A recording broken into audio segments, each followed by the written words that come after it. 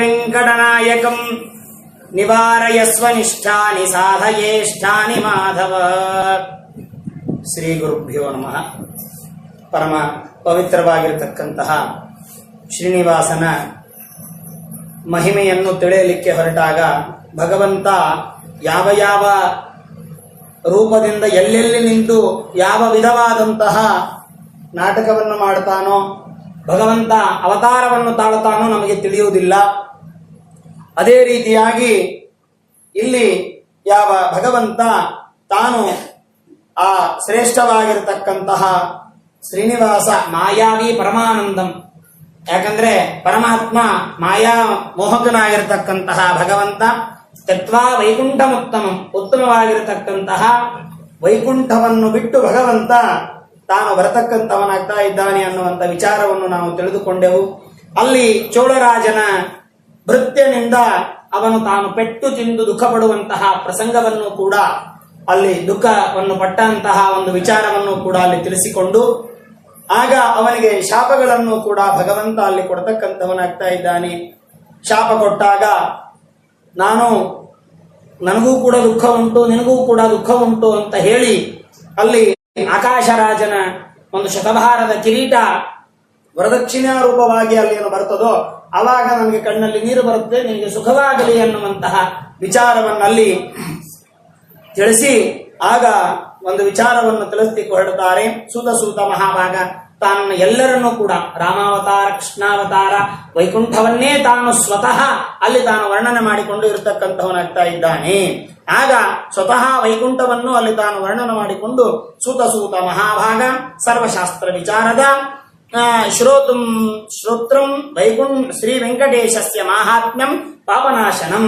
ಆಗ ಎಲ್ಲ ಋಷಿಮುನಿಗಳು ಸೂತಾಚಾರ್ಯರನ್ನು ಕುರಿತು ಕೇಳ್ತಾ ಇದ್ದಾರೆ, ಇಲ್ಲ ನಮಗೆ ಶ್ರೇಷ್ಠವಾಗಿರತಕ್ಕಂತಹ ವೈಕುಂಠಗಿರಿ ಮಹಾತ್ಮೆಯನ್ನು ನೀವು ವಿಸ್ತಾರ ಮಾಡಿ ಹೇಳಬೇಕು ಅಂತ ಕೇಳಿದಂತಹ ಸಂದರ್ಭದಲ್ಲಿ ಅವಶ್ಯವಾಗಿ ಆ ವೈಕುಂಠ ನಾಮಕನಾಗಿರತಕ್ಕಂತಹ ಪರಮಾತ್ಮನ ಚರಿತ್ರೆಯನ್ನು ಹೇಳ್ತೇನೆ ಅಂತ ಹೇಳಿ ಅಲ್ಲಿ ಯಾವ ವಿಚಾರವನ್ನಲ್ಲಿ ತಿಳಿಸಿಕೊಡ್ತಕ್ಕಂಥವನಾಗಿ ಪರಮಾತ್ಮನ ಮುಂದಿನ ಕಥೆಯನ್ನು ಆಕಾಶರಾಜನಿಂದ ಹೇಗೆ ಆಕಾಶರಾಜ ತಾನು ರಾಜಶ್ರೇಷ್ಠನಾಗಿದ್ದಾನೆ, ಅವನಿಂದ ತಾನು ಆಕಾಶರಾಜನಿಗೆ ಹೇಗೆ ಅಳಿಯನಾದನು ಎನ್ನುವಂಥ ವಿಚಾರವನ್ನೆಲ್ಲವನ್ನೂ ಕೂಡ ವಿಸ್ತಾರ ಮಾಡಿ ತಿಳಿಸಬೇಕು ಅನ್ನುವಂಥ ವಿಚಾರವನ್ನು ತಿಳಿಸಿದಾಗ ಅವಶ್ಯವಾಗಿ ತಿಳಿಸುತ್ತೇನೆ.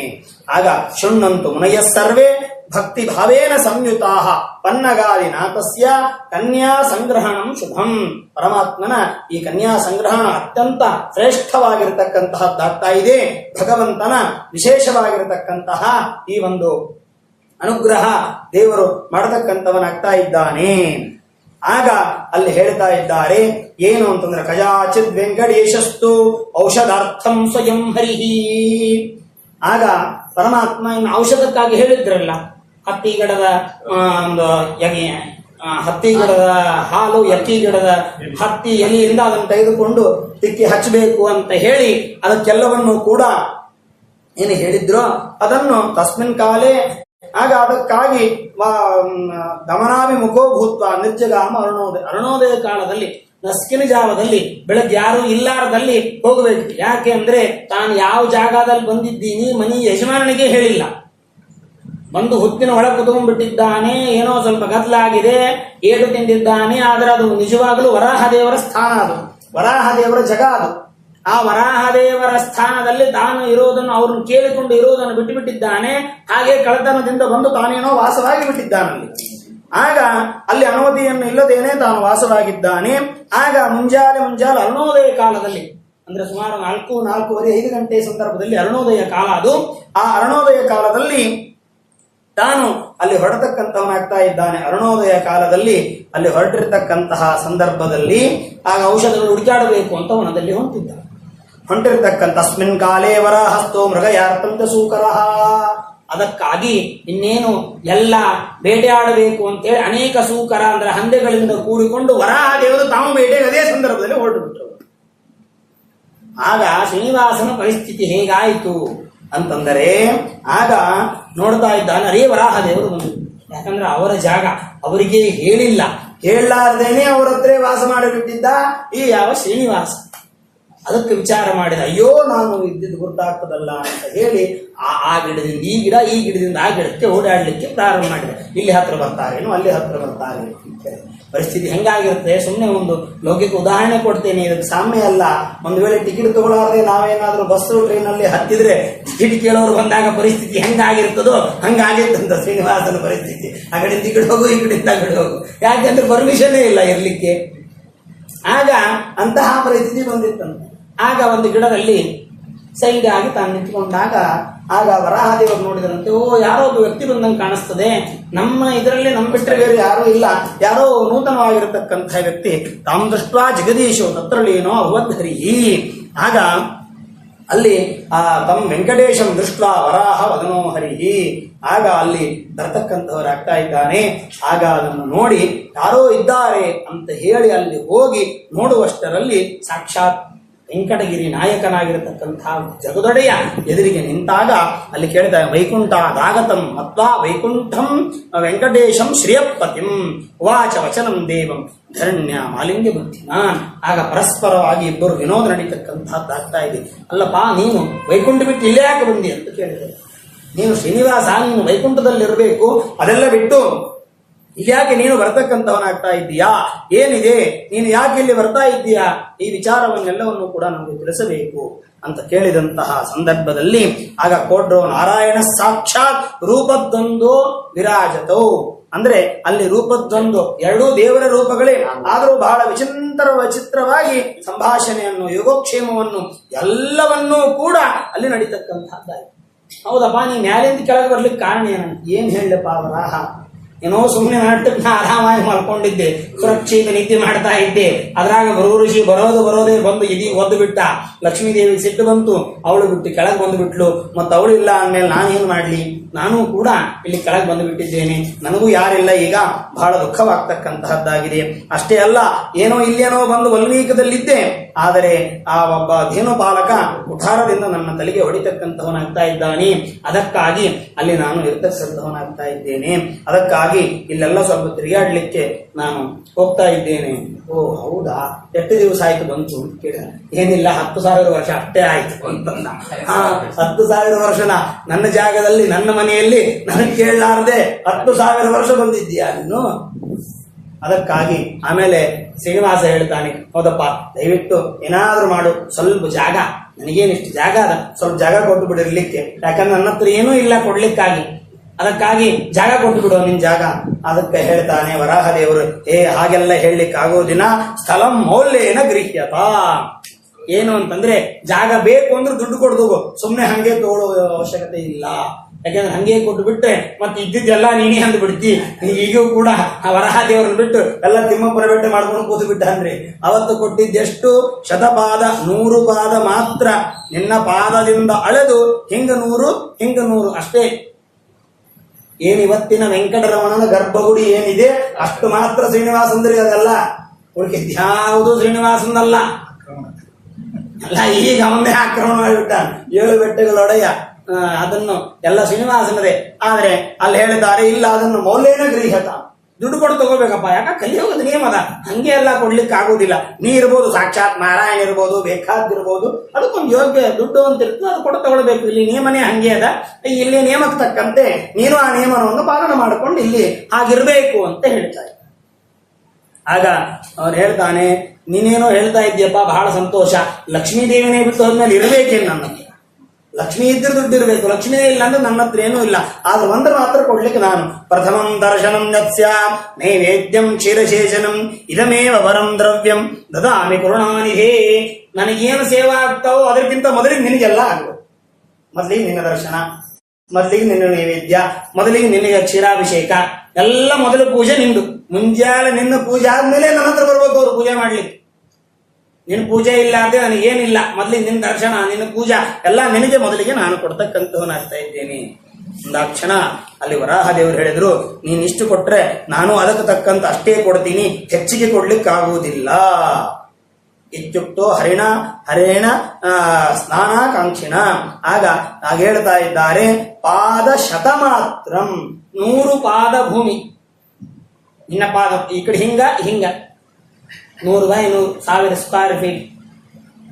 10,000 ಸ್ಕ್ವೇರ್ ಫೀಟ್ ಏನಿರ್ತದೋ ಅಷ್ಟು ಮಾತ್ರ ನಿನಗೆ ಸಂಬಂಧಪಟ್ಟಿದ್ದು ಹೊರತು ಉಳಿದಿದ್ದು ಹೆಚ್ಚು ಯಾವುದೂ ಕೂಡ ನಿಂದು ಅಲ್ಲ.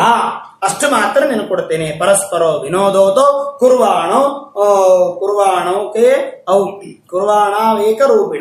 ಏಕರೂಪಿಣವು ಇಬ್ಬರು ಒಬ್ಬರೇ ರೂಪರಾದರೂ ಕೂಡ ಅಲ್ಲಿ ಯಾವ ಪರಸ್ಪರ ವಿನೋದಾರ್ಥವಾಗಿ ಭಗವಂತ ಅಲ್ಲಿ ಏವಂ ಕ್ರೀಡತೋ ಯತ್ರ ಪರಾಹೋ ವೆಂಕಟೇಶ್ವರ ತದಾರಭ್ಯ ಧರಾಕಾಂತೋ ಬಕುಲ ಪಾಕಕಾರಿಣಿ. ಆಗ ಅಲ್ಲಿ ಪಾಪ ಹೈರಾಣಾಗಿದ್ದೀಯಲ್ಲ, ಯಾರೂ ನಿನ್ನ ಜೊತೆಗೆ ಮಾಡೋರಿಲ್ಲ, ನಿನಗೂ ಕೂಡ ಔಷಧ ಉಪಚಾರ ಎಲ್ಲ ಮಾಡಬೇಕಾಗ್ತದೆ. ಅದಕ್ಕಾಗಿ ಆ ಒಬ್ಬ ಅಡಿಗೆ ಮಾಡುವಂತಹ ಬಕುಲಾ ಪಾಕಕಾರಿಣಿ, ಪಾಕವನ್ನು ಮಾಡಿಕೊಡತಕ್ಕಂತಹ ಬಕುಲಾದೇವಿಯನ್ನು ನಿನಗೆ ನಾನು ಒಬ್ಬ ಸೇವಕಿಯನ್ನಾಗಿ ಕೊಡ್ತೇನೆ, ನೀನು ಸ್ವೀಕಾರ ಮಾಡು ಅಂತ ಹೇಳ್ತಾ ಇದ್ದಾರೆ. ಆಗ ಸಮರ್ಥಂ ಪ್ರಯತ್ನೇನ ತಯಾ ಬಕುಲಮಾಲಯ ಸಾ ಬಾಲಾ ಭಕ್ತಿ ನಿರತ ಶ್ರೀನಿವಾಸಸ್ಸ ಸನ್ನಿಧೌ. ಆಗ ಅವಳು ಭಕ್ತಿಯಿಂದ ನಿನ್ನ ಹತ್ತಿರ ತಾನು ಬಂದು ಸೇವೆಯನ್ನು ಮಾಡತಕ್ಕಂಥವಳಾಗ್ತಾ ಇದ್ದ. ಅನ್ನ ಪಾನೇನ ಔಷಧಿ ಪಾದ ಸಂಹರಣಾದಿವಿಹಿ ಪೂಜಯಾಮಾಸ ಗೋವಿಂದಂ ಶ್ರೀನಿವಾಸಂ ನಿರಾಮರಾದೇವರು ಹೇಳ್ತಾರೆ, ನೋಡಮ್ಮ ಬಕುಲಾದೇವಿ, ಇವನು ಶ್ರೀನಿವಾಸ ನಿನ್ನ ಮಗನಂತೆ ಗುರುವಂತೆ ದೇವರಂತೆ ಇವನನ್ನು ನೀನು ನೋಡಬೇಕು. ಇವನಿಗೆ ಅಡಿಗೆ ಮಾಡಿ ಹಾಕಬೇಕು, ಔಷಧವನ್ನು ಕೊಡಬೇಕು, ಇವನ ಯೋಗಕ್ಷೇಮ ನೋಡಬೇಕು, ಎಲ್ಲವನ್ನೂ ಕೂಡ ನೋಡುವಂತಹ ಜವಾಬ್ದಾರಿ ನಿನಗಿದೆ ಅಂತ ಅಲ್ಲಿ ಆಯಾ ಬಕುಲಾದೇವಿಯನ್ನು ಕರೆದು ವರಾಹದೇವರು ತಾವಲ್ಲಿ ಒಪ್ಪಿಸ್ತಕ್ಕಂಥವರಾಗ್ತಾ ಇದ್ದಾರೆ. ಆಗ ಒಪ್ಪಿಸಿದಂತಹ ಸಂದರ್ಭದಲ್ಲಿ ಆಗ ಸುತಸೂತ ಮಹಾಭಾಗ ದೇವತಾಗಮ ಉತ್ತಮಂ ವರಾಹ ದರ್ಶನಂ ನಿತ್ಯಂ ವಾಸಂ ವೆಂಕಟ ಬುಧರೆ. ಇಷ್ಟೆಲ್ಲ ಆಯ್ತು, ನೀವೆಲ್ಲ ಹೇಳಿದಿರಿ ಬಂದ ಮಾಡಿದ ಅಂದ್ರೆ ಈ ಹೊಸ ಪಾತ್ರ ಬಂತಲ್ಲ. ಯಾಕಂದ್ರೆ ಬಕುಲಾದೇವಿ ಯಾರು? ಯಾಕಂದ್ರೆ ಯಾವುದಾದ್ರೂ ಒಂದು ಹೊಸ ಪಾತ್ರ ಬಂದ್ರೆ ಅದರ ಪರಿಚಯ ಕೊಡಬೇಕು. ನಿಜವಾಗ್ಲೂ ಕೂಡ ಆ ಒಂದು ಕ್ರಮ ಉಂಟು. ಯಾವ ಪಾತ್ರ ಇದು, ಎಲ್ಲಿದು ಬಂತು ಅಂತ ಹೇಳಿ, ಯಾರು ಏನು ಅಂತ ಹೇಳಿ ಅಂತ. ಅದಕ್ಕೆ ಯಾರು ಅಂತ ಕೇಳಿದಾಗ ಅಲ್ಲಿ ಹೇಳ್ತಾ ಇದ್ದಾರೆ, ಸೂತೋವಾಚ ಪುರ ಯಶೋಧ ಬಗುಲ ಕೃಷ್ಣಸ್ಯ ಜನನೀಯ ಭವತ ಅನಂತ ಅದೃಷ್ಟಾನಂತ ರೂಪಸ್ಯ ಕೃಷ್ಣಸ್ಯ ತನಯಸ್ಯ ಚ. ಏನು ಅಂತಂದ್ರೆ ಅವಳು ಸಾಕ್ಷಾತ್ ಪುರ ಯಶೋಧ ಬಕುಲ, ಅವಳು ಸಾಕ್ಷಾತ್ ಕೃಷ್ಣನ ಸಾಕು ತಾಯಿಯಾದ ಯಶೋದೆ, ಕೃಷ್ಣನ ಬಾಲಲೀಲೆಗಳನ್ನು ಕಂಡಂತಹ ಮಹಾ ತಾಯಿ ಅವಳು, ಸಾಕು ತಾಯಿ ಅವಳು. ಅವಳೇ ಸಾಕ್ಷಾತ್ ಬಕುಲೆಯಾಗಿ ಬರತಕ್ಕಂಥವಳಾಗ್ತಾ ಇದ್ದಾಳೆ. ಏನಾಗಿದ್ರಿ, ಕೃಷ್ಣ 16,108 ಮಂದಿ ಮದುವೆಯಾಗಿತ್ತು ಮಹಾನುಭಾವ. ಆದ್ರೆ ಸಾಕು ತಾಯಿಯನ್ನು ಒಂದು ಮದುವೆಗೂ ಕರೆದಿದ್ವಿ ಕೃಷ್ಣಾವತಾರದಲ್ಲಿ. ದೇವರ ಮಹಿಮಾನೇ ಹಂಗೆ ಇದೆ. ಅವಳಂದು ಅಲ್ಲಪ್ಪ, ಇಡೀ ಜಗತ್ತಿನಾಗ ಯಾರ್ಯಾರು ಎಷ್ಟೆಷ್ಟು ಮದುವೆ ಮಾಡ್ಕೋಬೇಕು ಅನ್ನುವಂತ ಲೆಕ್ಕ ಮೀರಿ ಎಲ್ಲಾ ಮದುವೆ ನೀನೇ ಮಾಡ್ಕೊಂಡಿದ್ದಿ, ಆದರೆ ಆ ಒಂದು ಮದುವೆಗೂ ಕೂಡ ನನಗೆ ನೀನು ಕರೀತಕ್ಕಂಥವನಾಗಿಲ್ಲಲ್ಲ, ಒಂದು ಮದುವೆಗೂ ಕೂಡ ನಾನು ಬಂದಿಲ್ಲ. ಅದಕ್ಕಾಗಿ ಅಂತ ಹೇಳಿದಾಗ ಅಲ್ಲಿ ಹೇಳ್ತಾ ಇದ್ದಾನೆ ಭಗವಾನ್ ವಾಚ ಜನ್ಮಾಂತರೇ ದಿದೇ ದೇವಿ ತಾವಕಿಂ ಮನೋರಥಂ ಶ್ರೀಶೈಲೇ ಪೂರಯಿಷ್ಯಾಮಿ ಯಥಾಶಬ್ದಾಂತರಂ. ನಿನ್ನ ಇಚ್ಛೆ ಏನಿದೆ ಅದನ್ನು ಮುಂದೆ ಶ್ರೀಶೈಲ ಆ ಕ್ಷೇತ್ರದಲ್ಲಿ ಅಂದ್ರೆ ಭೂಮಿಯಲ್ಲಿ ನಾನು ಅದನ್ನ ಪೂರ್ಣ ಮಾಡತಕ್ಕಂಥವನಾಗ್ತೇನೆ ಅಂತ ಹೇಳಿ ಅಲ್ಲಿ ತಾನು ತಿಳಿಸ್ತಕ್ಕಂಥವರಾಗ್ತಾ ಇದ್ದಾರೆ. ಆಗ ಮುಂದಿನ ದಿವಸ ನಾನು ಪೂರ್ಣಗೊಳಿಸ್ತೇನೆ ಅಂತ ಅಲ್ಲಿ ತಿಳಿಸ್ತಕ್ಕಂಥವರಾಗಿ ಆಗ ಅಲ್ಲಿ ಹೇಳ್ತಾ ಇದ್ದಾರೆ, ಮುಂದಿನ ದಿನಗಳಲ್ಲಿ ನಾನು ಅವಶ್ಯವಾಗಿ ಅದನ್ನು ತೋರಿಸ್ತೇನೆ ನಿನಗೆ, ಅಂದ್ರೆ ಆ ಕಲ್ಯಾಣದ ಮಹಿಮೆಯನ್ನು ನಾನು ಮುಂದಿನ ದಿವಸದಲ್ಲಿ ನಾನು ತಿಳಿಸಿಕೊಡ್ತೇನೆ ಅಂತ ಅಲ್ಲಿ ಹೇಳ್ತಾ ಇದ್ದಾರೆ. ಆಗ ಅಲ್ಲಿ ಮುಂದಿನ, ಯಾಕಂದ್ರೆ ಈ ಯುಗದಲ್ಲಿ ಅಂತೂ 16,108 ಕ್ಲೋಸ್ ಆಗಿಬಿಟ್ಟಾಗ ಈಗಾಗಲೇ, ಹೆಚ್ಚಿನ ಮಾಡ್ಕೊಳ್ಳೋ ಹಂಗಿಲ್ಲ. ಇನ್ನ ಮುಂದಿನ ಇದರಲ್ಲಿ ಬೇಕಿದ್ರೆ ಅವಶ್ಯವಾಗಿ ನಿನ್ನ ಸಲುವಾಗಿ ಒಂದು ಅವತಾರ ಮಾಡಿ ಅವಶ್ಯವಾಗಿ ಮಾಡೋಣ ಅಂತ ಹೇಳಿದ್ದಕ್ಕಾಗಿ ಕಲೇವರಂತು ಕಲ್ಯಾಣಿ ಯಶೋಧ ನಂದವಲ್ಲಭ, ಅವಳೇ ಯಾವ ಇಲ್ಲಿ ಬೊಕಲೆಯಾಗಿ ತಾನು ಬರತಕ್ಕಂಥವಳಾಗ್ತಾ ಇದ್ದಾಳೆ. 28 ಕಲಿಯುಗದಲ್ಲಿ ತಾನು ಬಂದು ಆ ಯಾವ ಭಗವಂತನಿಗಾಗಿಯೇ ತಾನು ಅವತಾರ ಮಾಡಿ ಬರತಕ್ಕಂಥವಳಾಗ್ತಾ ಇದ್ದಾರೆ. ಸ್ವಭಕ್ತಾನಾಂ ಹಿತಾರ್ಥಾಯ ವಿರಕ್ತಾನಾಂ ವಿಶೇಷತ ಮುಕ್ತಿ ಮಾಪನಾರ್ಥಾಯ ದೇವಕ ಕ್ರೀಡತೆ ಪ್ರಾಕೃತ ಪ್ರಕೃತಿ ಅಂತ ಹೇಳದಂತೆ ಪ್ರಾಕೃತವಾದಂತಹ ಮನುಷ್ಯನಂತೆ ಭಗವಂತ ತಾನು ಕ್ರೀಡೆ ಮಾಡಲಿಕ್ಕೆ ಉದ್ಯುಕ್ತನಾಗ್ತಕ್ಕಂಥವನಾಗ್ತಾ ಇದ್ದಾನೆ. ಈ ರೀತಿಯಾಗಿ ಕ್ರೀಡತೆ ಚಾನ್ಯದತ್ರ ಕಲ್ಪಯಾಮಾಸ ಬಾಲಕಃ. ಆಗ ನಿತ್ಯದಲ್ಲಿಯೂ ಕೂಡ ಅವಳಿಂದ ತಾನು ಸೇವೆಯನ್ನು ಸ್ವೀಕಾರ ಮಾಡಿಕೊಳ್ತಕ್ಕಂಥವನಾಗ್ತಾ ಇದ್ದಾನೆ. ಇತ್ತೇನಂ ಕಾರಣೇವ ಯಶೋಧಾ ಬಕುಲಾಭವತ ಸಾ ಕರಿಷ್ಯತಿ ಕಲ್ಯಾಣಂ ಹರೇರ್ ವೈಕುಂಠವಾಸಿನಂ. ಆಗ ಅವಳಿಗೆ ಪುಣ್ಯ ಕೊಡ್ತಾನೆ. ಏನು ಅಂದ್ರೆ, ನೀನೇ ಮದುವೆಯನ್ನು ಮಾಡುವಂತಹ ಪುಣ್ಯ ನಿನಗೆ ಕೊಡ್ತೇನೆ ಅಂತ. ಯಾಕೆ ಅಂದ್ರೆ ನಾನು ಮದುವೆ ಮಾಡ್ಕೊಳ್ಬೇಕಾದ್ರೆ ನೀನು ಕಾರಣಳಾಗಬೇಕು, ನೀನು ಎದುರಿಗಿರ್ಬೇಕು. ನೀನೇ ಮದುವೆ ಮಾಡಬೇಕು, ಅಂತಹ ಭಾಗ್ಯ ನನಗೆ ಕೊಡ್ತೇನೆ ಅಂತ ಅಲ್ಲಿ ಹಿಂದೆ ಹೇಳಿರತಕ್ಕಂತಹ ವಿಚಾರವನ್ನು ಅಲ್ಲಿ ಯಾವ ಸೂತರು ಶೌನಕಾದಿಗಳನ್ನು ಕುರಿತು ವಿಚಾರವನ್ನು ತಿಳಿಸ್ತಾ ಇದ್ದಾರೆ. ಕಿಮಲಭ್ಯೆ ಹರೋ ತುಷ್ಟ ಜ್ಞಾನಿನಾಂ ಜ್ಞಾನ ಸಂಪದ ಕಶ್ಚಿದೇವ ಉಷ್ಣಾತಿ ಕಶ್ಚಿದೇವೇನ ಪೂಜ್ಯತೆ. ಆಗ ಅಲ್ಲಿ ತಿಳಿಸ್ತಕ್ಕಂಥವರಾಗ್ತಾ ಇದ್ದಾರೆ. ತಸ್ಮಾತ್, ಆ ಕಾರಣದಿಂದ ಭಗವಂತ ತಾನು ಸಂತೋಷದಿಂದ ಯುಕ್ತನಾಗಿ ಸಾಕ್ಷಾತ್ ತಾಯಿಯೇ ಬಂದಿದ್ದರಿಂದ, ಅಂದರೆ ತಾಯಿಯೇ ಬಕುಲೆಯಾಗಿ ಬಂದಿದ್ದರಿಂದ ಮಗನನ್ನು ನೋಡಿಕೊಳ್ಳುವಂತೆ ಅವಳು ತಾನು ಎಲ್ಲವನ್ನೂ ಕೂಡ ಆಗ ನೋಡಬೇಕು ಎನ್ನುವಂತಹ ದೃಷ್ಟಿಯಿಂದ ಅಲ್ಲಿ ಅವನನ್ನು ತಾನು ವಿಚಾರ ಮಾಡಿಕೊಂಡು ಅತ್ಯಂತ ಸುಂದರಳಾಗಿ ಇರತಕ್ಕಂಥವಳಾಗಿ ಅವನನ್ನು ನೋಡಿಕೊಂಡು ಇರ್ತಾ ಇದ್ದಾಳೆ. ಆಗ ಭಗವಂತ ಕಲೋ ಚಿಂತೇಶ ಪಾಪಶ್ಚ ರಕ್ಷಣಾರ್ಥಂ ರಮಾಕಾಂತೋ ರಮತೆ ಪ್ರಾಕೃತೋ ಯಥಾ, ಪ್ರಾಕೃತವಾಗಿರತಕ್ಕಂತಹ ಮನುಷ್ಯನಂತೆ ದೈತ್ಯಾನ ಮೋಹನಾರ್ಥಾಯ ಸುರಾಣ ಮೋದದಾಯ ಚ ಕ್ರೀಡತೆ ಕ್ರೀಡನಕೆ ಕೃಷ್ಣ ಜಗತ್ಪಾಲನ ಬಾಲಕ, ಜಗತ್ಪಾಲನ ಮಾಡತಕ್ಕಂತಹ ಬಾಲಕನಾದಂತಹ ಭಗವಂತ ಇಲ್ಲಿ ಈ ರೀತಿಯಾದಂತಹ ರೂಪಗಳನ್ನು ಲೀಲಾ ಮಾನುಷ ವಿಗ್ರಹ ಅಂತ ಹೇಳ್ತಾರೆ.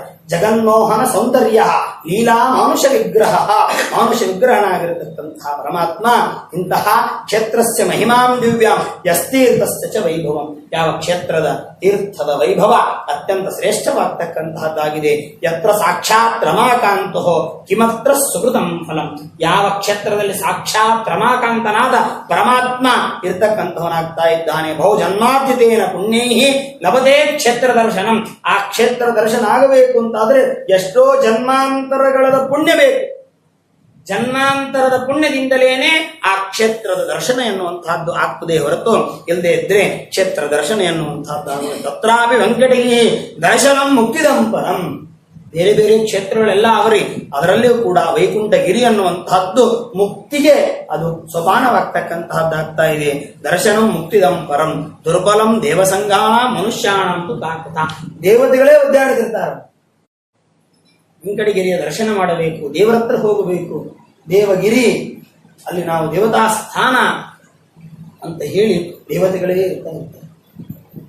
ಅದಕ್ಕೆ ಈ ಇದರ ಮೇಲಂತರೂ ಈ ಬದರಿಯಲ್ಲಿ ಅಂತರೂ ಹೋಗುವಂತಹ ಸಂದರ್ಭದಲ್ಲಿ ಅದು ದೇವತಾ ಸ್ಥಾನ ಅಂತ ಹಾಕಿಬಿಟ್ಟಿದ್ದಾರೆ, ದೇವಗಿರಿ ಅಂತ ಹಾಕಿಬಿಟ್ಟಿದ್ದಾರೆ. ಅದು ದೇವತೆಗಳ ವಾಸ ಮಾಡುವಂತಹ ಸ್ಥಾನ ಅಂತ. ಅಲ್ಲಂತೂ ನಿಜವಾಗಲೂ ಕೂಡ ಇಲ್ಲಿ ಇನ್ನ ಮನುಷ್ಯರಾದ್ರೂ ಇರ್ತಾರೆ, ಅಲ್ಲಿ 6 ತಿಂಗಳು ದೇವರು ಬಾಗಿಲು ಹಾಕಿದ್ರೆ ಅಂದ್ರೆ ಮುಗಿದು ಹೋಯ್ತು. ಎಲ್ಲೋ ಒಬ್ರು ಇಬ್ರು ಮನುಷ್ಯರೆಲ್ಲೋ ಏನೋ ಅವ್ರ ಆರೋಗ್ಯ ಸರಿ ಇತ್ತು, ಗೌರ್ಮೆಂಟ್ ಪರ್ಮಿಷನ್ ಕೊಟ್ಟಿತ್ತು ಅಂದ್ರೆ ಅಲ್ಲಿ ಇರ್ತಾರೆ, ಇಲ್ಲದೆ ಇದ್ರೆ ಯಾರೂ ಇರುವುದಿಲ್ಲ ಬದರಿಕಾಶ್ರಮದಲ್ಲಿ ನಿಜವಾಗ್ಲೂ ಕೂಡ. ಆದ್ರೆ ದೇವತೆಗಳು ಒಂದು ಪೂಜೆ ಮಾಡುತ್ತಾರೆ, ಅದು ದೇವತಾ ಸ್ಥಾನ ನಿಜವಾಗಲೂ ಕೂಡ. ಅದ್ಯಾಪಿ ಇವತ್ತಿಗೂ ಕೂಡ ಮನುಷ್ಯರು ಹಚ್ಚಿ ಬಂದು ದೀಪ 6 ತಿಂಗಳ ನಂತರದಲ್ಲಿ ಹಂಗೆ ಇರ್ತದೆ ಅಂತ ತೆಗೆದ್ರು ಕೂಡ. ಆ ದೀಪ ನೋಡ್ಲಿಕ್ಕೆ ಎಷ್ಟೋ ಜನ ಹೋಗ್ತಾರೆ ಇವತ್ತಿಗೂ ಕೂಡ. ಅಂದ್ರೆ ಅದು ಭಗವಂತನ ವಿಶೇಷವಾದಂತಹ ನಾರದ ಉದ್ಧವ ಮೊದಲಾದಂತಹ ಸಾಕ್ಷಾತ್ ದೇವತೆಗಳು ಅಲ್ಲಿ ಪೂಜೆ ಮಾಡ್ತಾರೆ. ಪಂಚಾಯತಿನ ಪೂಜೆ ಅಲ್ಲಿ 5 ಜನ ಕುತ್ಕೊಂಡಿದ್ದಾರೆ ಪಕ್ಕದಲ್ಲಿ, ಉದ್ಧವ, ನಾರದ, ನರ, ನಾರಾಯಣ, ಗರುಡ ಎಲ್ಲರಿದ್ದಾರಲ್ಲ ಅವರೇ ನಾರಾಯಣ ಪೂಜೆ ಮಾಡ್ತಾರೆ ನಿತ್ಯದಲ್ಲಿಯೂ ಕೂಡ. ಅಂತಹ ಯಾವ ಅನೇಕ ಕ್ಷೇತ್ರವುಳ್ಳಂತಹ ವ್ರತ ಭೂಮಿಯಲ್ಲಿ ಯಾವ ಇದು ಒಂದು ಕ್ಷೇತ್ರವಾಗಿರತಕ್ಕಂತಹದ್ದು ವೈಕುಂಠಗಿರಿ ಅತ್ಯಂತ ಮುಕ್ತಿಯನ್ನು ಕೊಡತಕ್ಕಂತಹದ್ದಾಗಿದೆ. ಆಗ ಒಂದು ದಿವಸ ಭಗವಂತ ವಿಚಾರ ಮಾಡಿದ, ಕದಾಚಿತ್ ವೆಂಕಟೇಶಸ್ತು ಚಿಂತಯಾಮಾಸ ವೈಯಂ. ಆಗ ಭಗವಂತ ವಿಚಾರ ಮಾಡಿದ, ಇಲ್ಲೇ ಕೂತು ಕೂತು ಬೇಸರ ಬಂದಿದೆ, ಈಗ ಒಂದು ಸ್ವಲ್ಪ ಪೆಟ್ಟೆಲ್ಲ ಗಾಯ ಆಗಿದೆ, ಗಾಯ ಆಗಿದ್ದೆಲ್ಲ ಸ್ವಲ್ಪ ಎಲ್ಲ ಮಾಯವಾಗಿದೆ, ಅದಕ್ಕಾಗಿ ಸ್ವಲ್ಪ ಎಲ್ಲಾದರೂ ತಿರುಗಾಡಿ ಬರೋಣ, ಹೊರಗೆ ಹೋಗಿ ಬರೋಣ ಅಂತ ವಿಚಾರವನ್ನು ಮಾಡ್ತಾ ಇದ್ದ. ಆಗ ಹೊರಗೋಗಿ ಬರೋಣ ಅಂತ ವಿಚಾರ ಮಾಡಿ ಆಗ ಶ್ರೀನಿವಾಸ ತಾನೇನು ಮಾಡಿದ ಅಂದ್ರೆ ಮನಸ್ಸಿನಲ್ಲಿ ಕುದುರೆಯನ್ನು ಚಿಂತನೆ ಮಾಡಿ, ಕುದುರೆ ಬೇಕು ಅಂತ ಚಿಂತನೆ ಮಾಡಿದಂತೆ. ಆಗ ಅಲ್ಲಿ ವಾಯುರಶ್ವಶ್ಚ ಮಾಪನ್ನೋ ರಜ್ಜುಂ ತತ್ವಾಭಿಮಾನಿನಃ ಸಪರ್ಯಾ ಸ್ವಯಂ ಲಕ್ಷ್ಮೀ ತತ್ವದ್ದೇಶೋ ಸಪೂಜಯನ್. ಆಗ ವಾಯುದೇವರು ಯಾವ ಕುದುರೆಯಾಗಿ ಬರತಕ್ಕಂಥವರಾಗ್ತಾ ಇದ್ದಾರೆ, ಸಾಕ್ಷಾತ್ ವಾಯುದೇವರೇ ಕುದುರೆಯಾಗಿ ಬರತಕ್ಕಂಥವರಾಗ್ತಾ ಇದ್ದಾರೆ. ಮತ್ತು ಎಲ್ಲ ತತ್ವಾಭಿಮಾನಿ ದೇವತೆಗಳು ತಾವು ಯಾವ ಲಕ್ಷ್ಮಿಯಾಗಿ ಯಾವ ಆ ಒಂದು ಹಗ್ಗವಾಗಿ ಅಲ್ಲಿ ಬರ್ತಕ್ಕಂಥವರಾಗ್ತಾ ಇದ್ದಾರೆ. ಮತ್ತು ಸಾಕ್ಷಾತ್ ಲಕ್ಷ್ಮೀ ದೇವಿ ಅಲ್ಲಿ ಆ ಯಾವ ಅದಕ್ಕೆ ಆಸನಲಾಗಿ ಇರ್ಲಿಕ್ಕೆ ಮೇಲೆ ಆಸನಲಾಗಿ ತಾನು ಬರ್ತಕ್ಕಂಥವಳಾಗ್ತಾ ಇದ್ದಾಳೆ. ಹೀಗೆ ರಜ್ಜುಂ ತತ್ವಾಭಿಮಾನಿ ಚ ಲಕ್ಷ್ಮಿ ಆಪನ್ನೋ ರಜ್ಜುಂ ತತ್ವಾಭಿಮಾನ ಉಪರ್ಯಾಸ್ತಂ ಸ್ವಯಂ ತತ್ವೋಶೋ ಜನನೀಗ.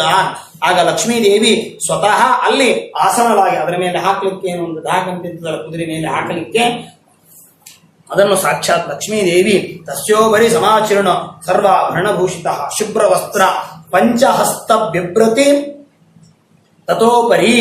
ಆಗ ಅಲ್ಲಿ ಏನಾಯಿತು ಅಂದ್ರೆ ಅತ್ಯಂತ ಶ್ರೇಷ್ಠವಾಗಿರತಕ್ಕಂತಹ ಕುದುರೆ, ಆ ಕುದುರೆ ಅದು ಅತ್ಯಂತ ಶ್ರೇಷ್ಠವಾದಂತಹ ಕುದುರೆಯ ಯಾವ ಯಾವ ಲಕ್ಷಣಗಳು ಯಾವಿವೆ ಎಲ್ಲವೂ ಕೂಡ ಅಲ್ಲಿ ತಾನು ಭಗವಂತ ಆ ಕುದುರೆಯಲ್ಲಿ ವಾಯುದೇವರೇ ಸ್ವತಃ ನೋಡ್ರಿ. ಅದಕ್ಕೆ ದೇವರಿಗೆ ವರದೋ ವಾಯುವಾಹನ ಕರೀತಾರೆ.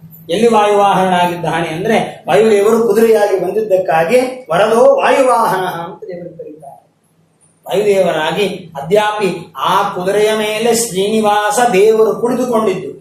ಮುಂದೆ ಕಲ್ಕ್ಯಾವತಾರದಲ್ಲಿ ಕೂತಿದ್ದಾನೆ, ಆದರೆ ಈ ವೆಂಕಟೇಶಾವತಾರದಲ್ಲಿ ಕುದುರೆಯ ಮೇಲೆ ಭಗವಂತ ಸುಂದರನಾಗಿ ಕೂತಿದ್ದರಿಂದಲೂ ಇವತ್ತಿಗೂ ಕೂಡ ಅಶ್ವವಾಹನ ಅಂತ ಪ್ರಾರಂಭ ಆಗಿದ್ದು ಅವತ್ತಿನಿಂದಲೂ ದೇವರಿಗೆ ದೇವತೆಗಳಿಗೆ ಎಲ್ಲರಿಗೂ ಕೂಡ ಅಶ್ವವಾಹನ ಅಂತ ಮಾಡ್ತಾರೆ.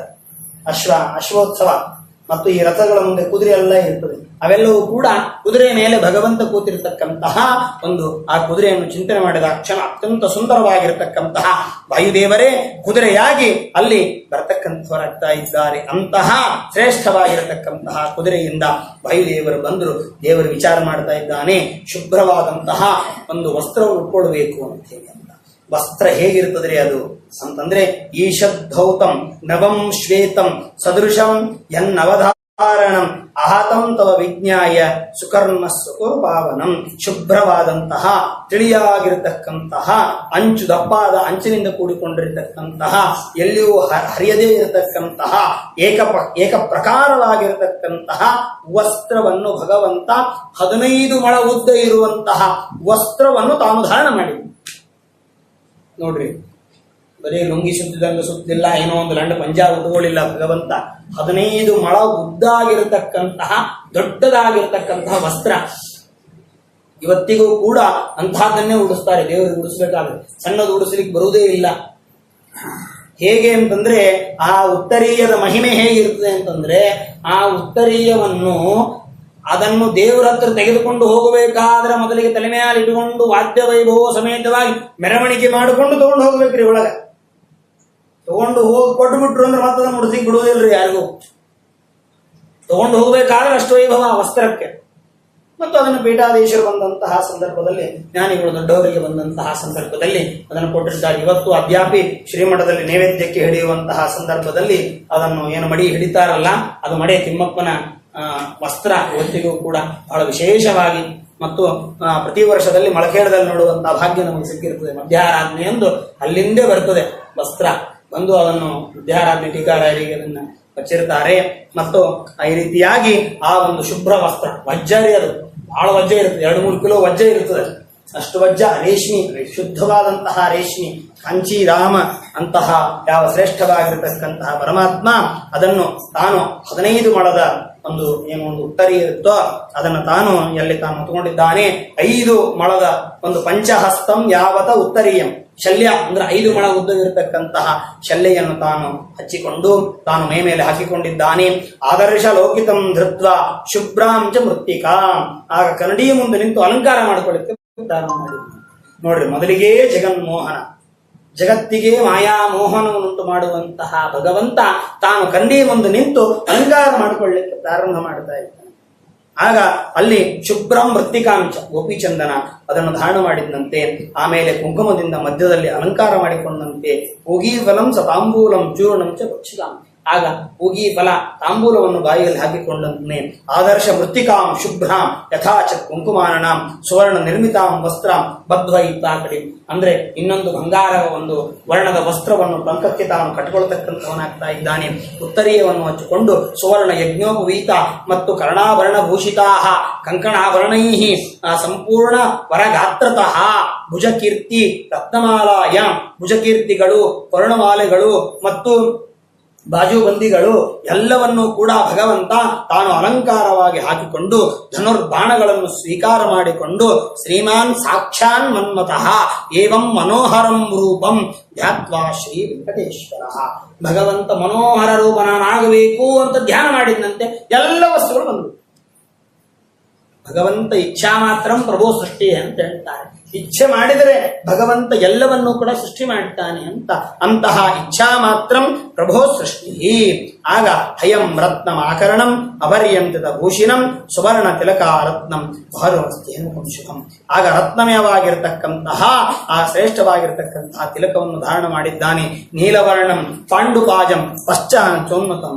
ಕುದುರೆ ಹೇಗಿತ್ತು ಅಂದ್ರೆ ನೀಲಿ ವರ್ಣದ ಕುದುರೆ ಇತ್ತು.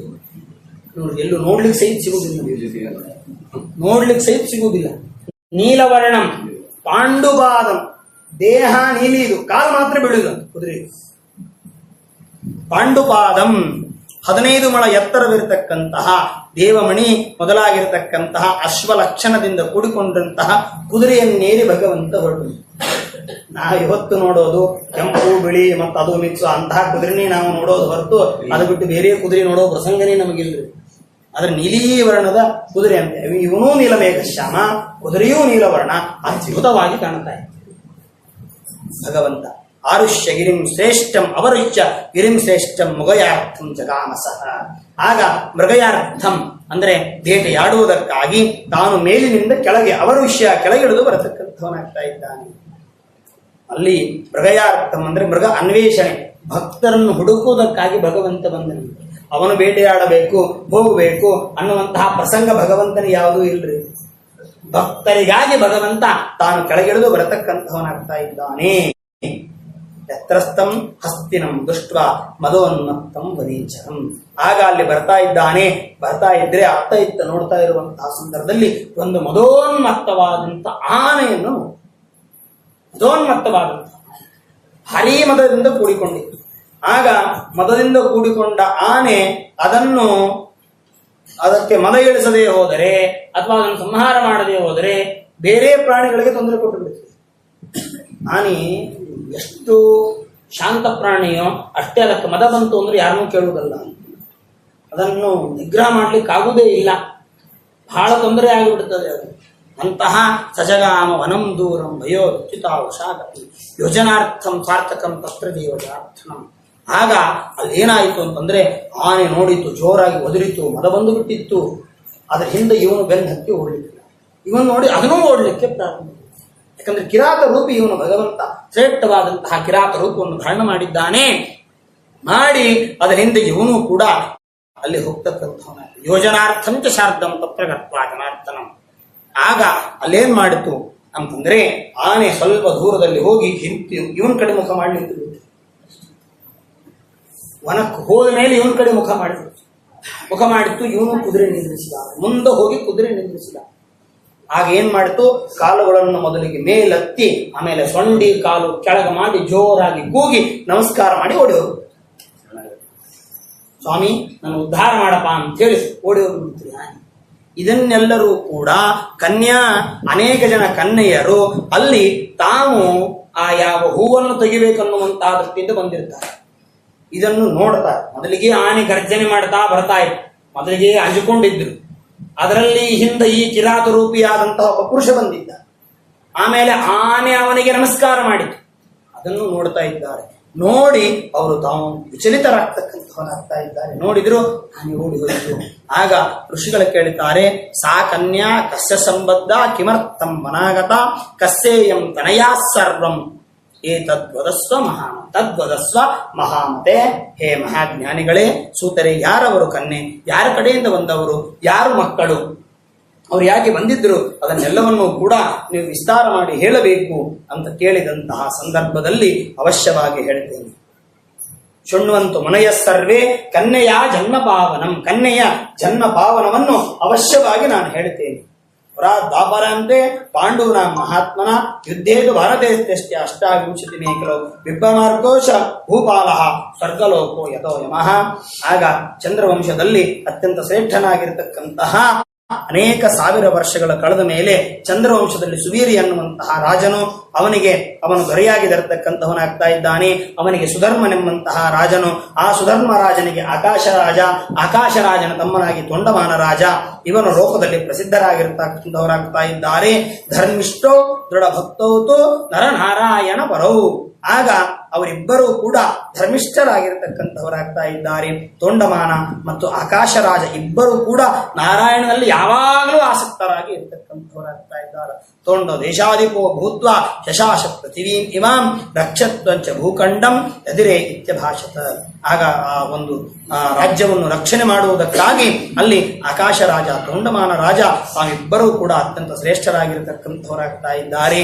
ಆಗ ಅವನ ಒಂದು ರಾಜ್ಯದಲ್ಲಿ ಕಾಲೇ ವರ್ಷದ ಪರ್ಜನ್ಯ ಪೃಥ್ವಿ ಸಸ್ಯಶಾಲಿನಿ ಎಲ್ಲವೂ ಕೂಡ ಕಾಲದಲ್ಲಿ ನಡೀತಕ್ಕಂತಹದ್ದಾಗ್ತಾ ಇದೆ. ಆಗ ಒಂದು ದಿವಸ ಆಕಾಶ ಮಹಾರಾಜ ತನ್ನ ಏಕಾಂತ ಸ್ಥಳದಲ್ಲಿರ್ತಕ್ಕಂತಹ ಸಂದರ್ಭದಲ್ಲಿ ತನಗೆ ಮಕ್ಕಳಿಲ್ಲ ಎನ್ನುವಂತಹ ದೃಷ್ಟಿಯಿಂದ ತಾನು ಯಾಗವನ್ನು ಮಾಡಬೇಕು ಅಂತ ಗುರುಗಳನ್ನು ಕರೆಸಿದ. ಆಗ ಅನುಭೂತಮಿಮಂ ರಾಜ್ಯಂ ಹಸ್ತಂ ರಥಂ ಚ ಕುಲಸಂಕುಲಂ ನಾನಾದಾನಂಚ ಚೈವ ತೀರ್ಥಯಾತ್ರಾ ವಿಶೇಷತಃ ಆನೆ ಕುದುರೆ ರಾಜ್ಯ ಸುಖ ಭೋಗಿಸುವ ದಾನವನ್ನು ನೀಡುವ ಅತಿಶಯವಾದ ಯಾತ್ರೆಯನ್ನು ಮಾಡುವಂತಹ ಎಲ್ಲ ಇದ್ದರೂ ಕೂಡ ನನಗೆ ಪುತ್ರ ಸೌಖ್ಯ ಅನ್ನುವಂತಹದ್ದು ಇರತಕ್ಕಂತಹದ್ದಾಗಿಲ್ಲ.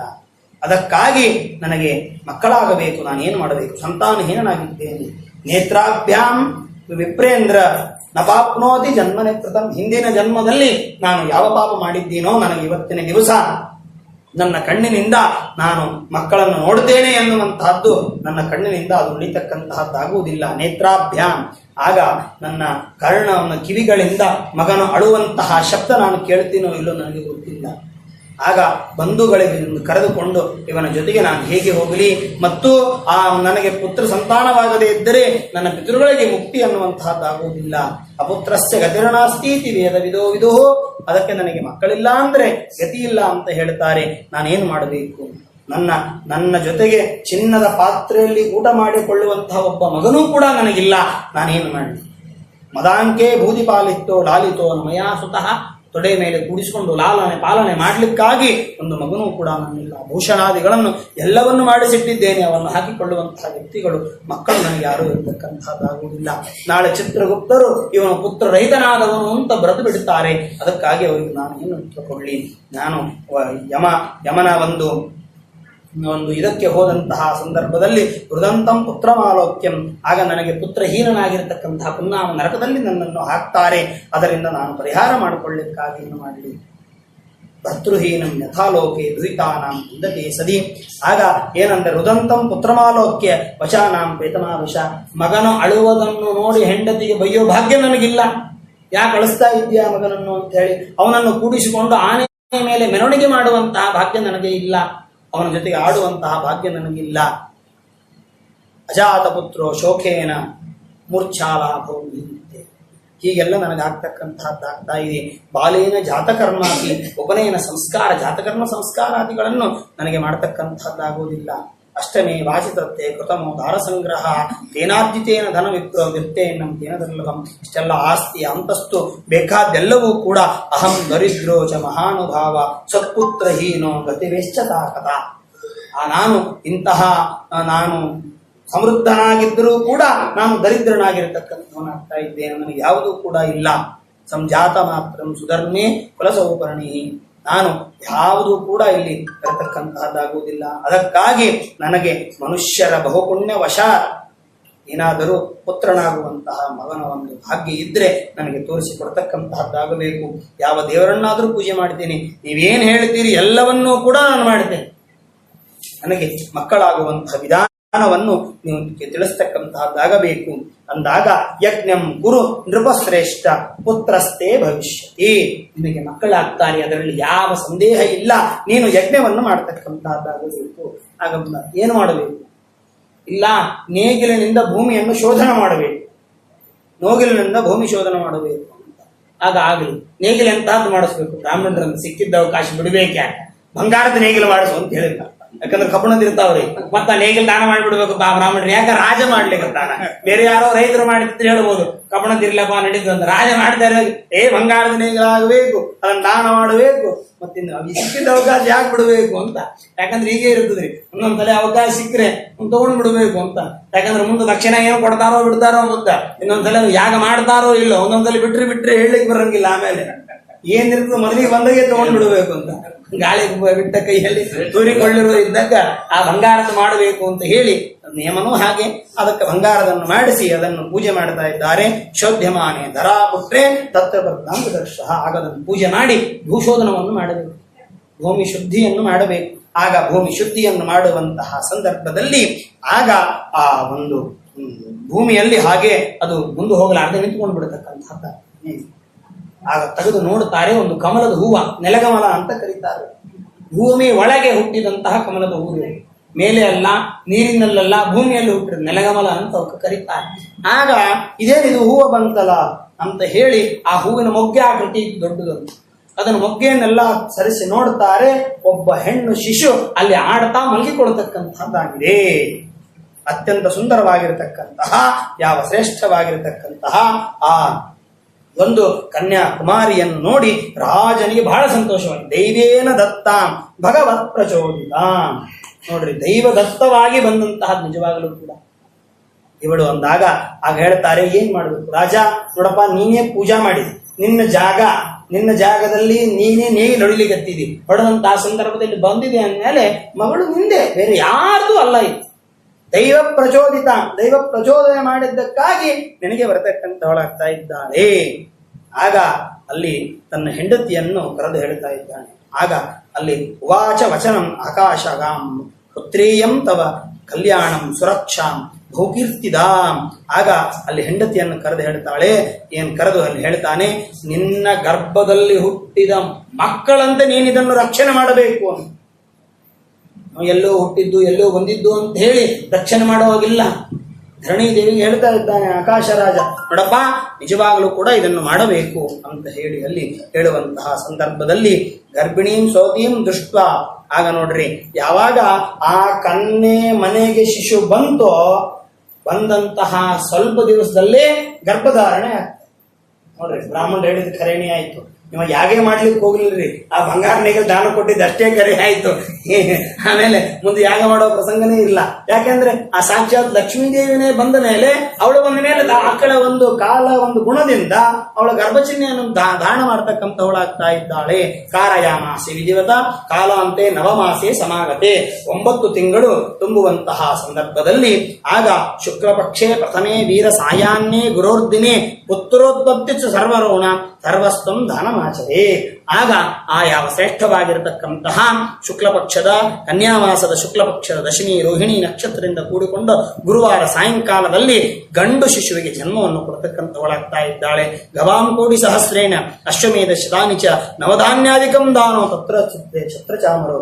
ಆಗ ಮಗನು ಹುಟ್ಟಿದ ವಿಚಾರ ಕೇಳಿದ ಕ್ಷಣ ದಾನ ಮಾಡ್ತೇನೆ ಅಂತ ಸಂಕಲ್ಪ ಮಾಡಿ ಅಲ್ಲಿ ಜಾತಕರ್ಮಾದಿ ಸಂಸ್ಕಾರವನ್ನು ಮಾಡಿ ಆಗ ಅವನಿಗೆ ನಾಮ್ನಾತು ವಸುಧಾನೇತಿ ಲೋಕೆ ಖ್ಯಾತಿಂ ಗಮಿಷ್ಯತಿ. ಇವನಿಗೆ ವಸುಧಾನ ಎನ್ನುವಂತಹ ನಾತ ಹೇಳ್ತಾ ಇದ್ದಾರೆ. ಇವಳಿಗೂ ಇನ್ನ ಹೆಸರಿಟ್ಟಿದ್ದಿಲ್ರಿ, ದೊಡ್ಡ ಬೆಳೆದು ಓಡಾಡ್ಲಿಕ್ಕೆ ಎತ್ತಿತ್ರಿ. ತಿರುಗಿ ಒಂದು ವರ್ಷದನೇ ಕೂಸಾಗಿತ್ರಿ ಇದು. ಇವಳಿಗೂ ಹೆಸರಿಟ್ಟಿದ್ದಿಲ್ಲ. ಆದ್ರೆ ಇವಳಿಗೂ ಹೇಳ್ತಾರೆ ಪದ್ಮೋದರಾಂ ಪದ್ಮಗರ್ಭಾಂ ಪದ್ಮಜಾತಾಂ ವರಾನನಾಂ ಪದ್ಮಯ ಅವತಾರತ್ವ ರಾಜಾ ಪದ್ಮಾವತಿ ಚ. ಇವಳು ಪದ್ಮೋದರಾಂ ಪದ್ಮದಲ್ಲಿ ಹುಟ್ಟಿದ್ದಕ್ಕಾಗಿ, ಪದ್ಮಗರ್ಭಾಂ ಪದ್ಮದಂತೆ ಮುಖವುಳ್ಳವಳಾಗಿದ್ದಾಳೆ, ಪದ್ಮದ ಕಣ್ಣುಳ್ಳವುದ ಸಾಕ್ಷಾತ್ ಲಕ್ಷ್ಮೀದೇವಿ ಪದ್ಮಾಯ ಅವತಾರತ್ವ, ಇವಳಿಗೆ ಪದ್ಮಾವತಿ ಅಂತ ಕರೀತಾ ಇದ್ದಾರೆ. ಇಂತಹ ಪದ್ಮಾವತಿ ಅಂತ ಹೇಳಿ ಆ ವರ್ಧಮಾನೋ ಸುತೋ ದೃಷ್ಟ ರಾಜೋ ಸಂತೋಷ ಮಾಡಬೇಕು. ರಾಜನಿಗೆ ಬಹಳ ಸಂತೋಷ.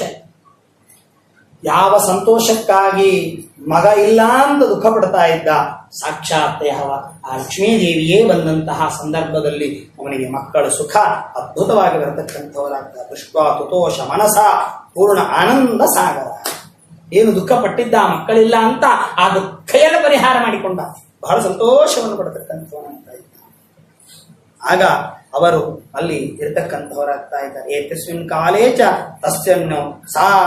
ತಸ್ಮಿನ್ ಕಾಲೇ ಬಾಲ ಯೌವನತಾಂಗತ. ಅವಳು ಈಗ ತಾನು ದೊಡ್ಡವಳಾಗ್ತಕ್ಕಂಥವಳಾಗ್ತಾ ಇದ್ದಾಳೆ.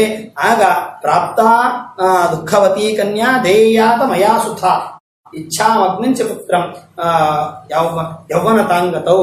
ಆಗ ಅಲ್ಲಿ ಏನ್ ಮಾಡ್ತಾ ಇದ್ದಾರೆ ಅಂತಂದ್ರೆ, ವನಂ ಜಗಾಮ ಪುಷ್ಪಾರ್ಥಂ ಕಮ್ಯಾ ಕಮಲಲೋಚನ.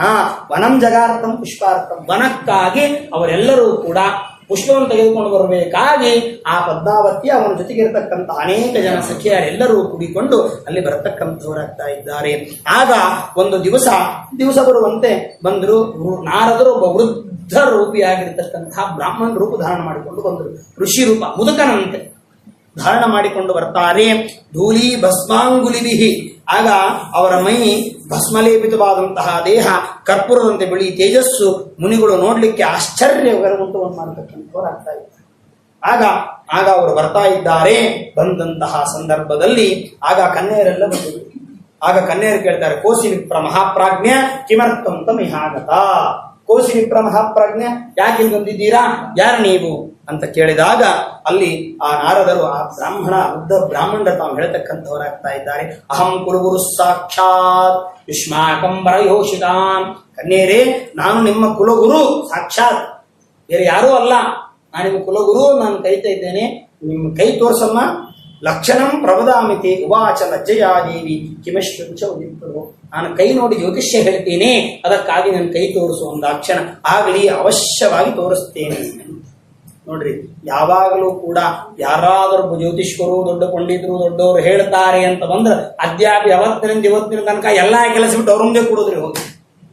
ಯಾಕಂದ್ರೆ ಕೇಳಬೇಕು ಅನ್ನೋ ಇಚ್ಛೆ ಸಾಕ್ಷಾತ್ ಪದ್ಮಾವತಿನೇ ಮಾಡಿ ತೋರಿಸಿದ್ದಾಳೆ. ಅದನ್ನು ಇವತ್ತಿಗೂ ಕೂಡ ಅದ್ಯಾಪಿ ಒಳ್ಳೆ ಜ್ಯೋತಿಷ್ಕರಿದ್ರೆ ಏನಿರ್ತಾವೋ ಬಿಡುತ್ತದೋ, ಏನೋ ಸಮಸ್ಯೆಗಳು ಮನುಷ್ಯನಿಗೆ ಇರ್ತದೆ, ಏನೋ ಪರಿಹಾರ ಆಗಬೇಕು, ಒಳ್ಳೇದಾಗಬೇಕು ಅಂತ ಬಂದು ತೋರಿಸ್ತಕ್ಕಂಥವಳಾಗ್ತಾ ಇದ್ದಾಳೆ. ಆಗ ಅದನ್ನು ನೋಡಿ ಸತ್ಯಂಬದ ಮಹಾಪ್ರಾಜ್ಞೆ ಲಕ್ಷಣಾನಿ ವರಾಣಿಚ, ಆಗ ನನಗೆ ಯಾರು ವರ ಸಿಗ್ತಾರ, ಏನು ಅದರ ಬಗ್ಗೆ ತಿಳಿಸಬೇಕು ಅಂದ್ರೆ ಆಗ ನಾರದರು ಹೇಳ್ತಾರೆ, ಏನಮ್ಮ ನಿನ್ನ ಕೈ ಮತ್ತು ಕಾಲುಗಳಲ್ಲಿ ಸ್ವಸ್ತಿಕಾಂಕಿತ ಚಿಹ್ನೆ ಇದೆ, ಇದು ಬೇರೆ ಯಾರ್ದು ಅಲ್ಲ, ಸಾಕ್ಷಾತ್ ಲಕ್ಷ್ಮೀ ದೇವಿ ಇದೆ. ನಿನಗೆ ಏನು ಅಂತಂದ್ರೆ ಸಾಕ್ಷಾತ್ ವೈಕುಂಠಾಧಿಪತಿಯೇ ನಿನಗೆ ವರನಾಗಿ ಬರ್ತಾನ ಹೊರತು ಅದು ಬಿಟ್ಟು ಬೇರೆ ಯಾರೂ ಬರಲಿಕ್ಕೆ ಶಕ್ಯನೇ ಇಲ್ಲ. ವೈಕುಂಠ ಗಿರೀಶೋ ಅಸ್ತೈವ ರಮಾವತಿ, ಅವನೇ ನಿನಗೆ ಬರತಕ್ಕಂಥವನಾಗ್ತಾ ಇದ್ದಾನೆ ಅಂತ ಅವಳ ಲಕ್ಷಣ ನೋಡಿ ಅವಳೆಲ್ಲವನ್ನು ಕೂಡ ವಿಶೇಷವಾಗಿ ವರ್ಣನ ಮಾಡಿ ಅಲ್ಲಿ ಇರತಕ್ಕಂಥವರಾಗ್ತಾ ಇದ್ದಾರೆ. ಅಂತಹ ಕನ್ಯೆಯ ಜನನಂ ಪ್ರೋಕ್ತಂ ಕುಮಾರಸ್ಯ ವಿಶೇಷತ ಸಾಂಗಂ ವದಾಮಿ ಚಾರಿತ್ರ್ಯಂ ವೈವಾಹಂ ಪುಣ್ಯವರ್ಧನಂ. ಅಂತಹ ವೈವಾಹ ಪುಣ್ಯವರ್ಧನವಾಗಿರತಕ್ಕಂತಹ ವೈವಾಹ ವಿಚಾರವನ್ನು ಮತ್ತು ಇನ್ನು ವಿಶೇಷವಾಗಿ ನಾವು ತಿಳಿಸಿಕೊಡಬೇಕು. ಅವರೆಲ್ಲ ನಾರದರೆಲ್ಲ ಬಂದು ಹೋಗಿದ್ರು. ಆಗ ಹೋಗುವಂತಹ ಸಂದರ್ಭದಲ್ಲಿ ಒಂದು ವಿಚಾರವನ್ನು ಕೂಡ ತಿಳಿಸಿ ಹೇಳ್ತಾರೆ. ಏನು ಅಂದ್ರೆ, ಒಬ್ಬ ಶ್ರೇಷ್ಠನಾಗಿರತಕ್ಕಂತಹ ಒಬ್ಬ ಕಿರಾತ ರೂಪಿಯಾಗಿರ್ತಕ್ಕಂತಹ ವರ ನಿನಗೆ ಬರ್ತಾನೆ. ಅವನು ನೋಡಿ ನೀನು ಮೋಹಿತಳಾಗ್ತಿದ್ದೀಯಾ. ಅವಳು ಅತ್ಯಂತ ಸುಂದರನಾಗಿರತಕ್ಕಂಥವನಾಗ್ತಾ ಇದ್ದಾನೆ. ಯಾವನ ಕಮಲದಲ್ಲಿ ಬ್ರಹ್ಮದೇವರೇ ಹುಟ್ಟಿ ಬಂದಿರತಕ್ಕಂಥವರು, ಅಂತಹ ವರ ನಿನಗೆ ಸಿಗ್ತಾನೆ, ಅವನು ಅತ್ಯಂತ ಸುಂದರನಾಗಿರುತ್ತಾನೆ ಅನ್ನುವಂಥ ವಿಚಾರವನ್ನೆಲ್ಲವನ್ನೂ ಕೂಡ ಅಲ್ಲಿ ತಿಳಿಸಿ ಹೋಗಿದ್ದರು. ಅಷ್ಟೊತ್ತಿಗೆ ಇವರು ಅಲ್ಲಿ ಹೂವನ್ನು ತೆಗೆದುಕೊಳ್ಳುತ್ತಿದ್ರು. ಅಷ್ಟೊತ್ತಿಗೆ ಶ್ರೀನಿವಾಸ ಎದುರಿಗೆ ಬಂದ. ಆನೆ ಕೂಗಿದ ಶಬ್ದ ಕೇಳಿಸ್ತು. ಅವರು ಗಾಬರಿಯಾದರು. ಶ್ರೀನಿವಾಸನ್ ನೋಡ್ತಕ್ಕಂಥವರಾಗ್ತಾ ಇದ್ದಾರೆ. ಮುಂದಿನ ಕಥಾಭಾಗವನ್ನು ಮತ್ತು ನಾಳೆ ತಿಳಿಯಲಿಕ್ಕೆ ಪ್ರಯತ್ನ ಮಾಡೋಣ. ಮಧ್ವಾಂತರ್ಗತ ಶ್ರೀಕೃಷ್ಣಾರ್ಪಣಮಸ್ತು. ವೆಂಕಟೇಶೋ ವಾಸುದೇವ ಪ್ರದ್ಯುಮ್ನೋ ವಿಕ್ರಮಃ ಸಂಕರ್ಷಣೋ ನಿರುದ್ಧಶ್ಚ ಶೇಷಾದ್ರಿಪತಿರೇವ ಚ ಜನಾರ್ದನ ಪದ್ಮನಾಭೋ ವೆಂಕಟಾಚಲವಾಸನಃ ಸೃಷ್ಟಿಕರ್ತಾ ಜಗನ್ನಾಥೋ ಮಾಧವೋ ಭಕ್ತವತ್ಸಲಃ ಗೋವಿಂದೋ ಗೋಪತಿ ಕೃಷ್ಣ ಕೇಶವೋ ಗರುಡಧ್ವಜಃ ವರಾಹೋ ವಾಮನಶ್ಚೈವ ನಾರಾಯಣಾಧೋಕ್ಷಜ ಶ್ರೀಧರ ಪುಂಡರೀಕಾಕ್ಷ ಸರ್ವದೇವಸ್ತುತೋ ಹರಿಃ ಶ್ರೀನರಸಿಂಹೋ ಮಹಾಸಿಂಹ ಸೂತ್ರಾಕಾರ ಪುರಾತನ ರಮಾನಾಥೋ ಮಹೀಭರ್ತಾ ಬೋಧರ ಪುರುಷೋತ್ತಮಃ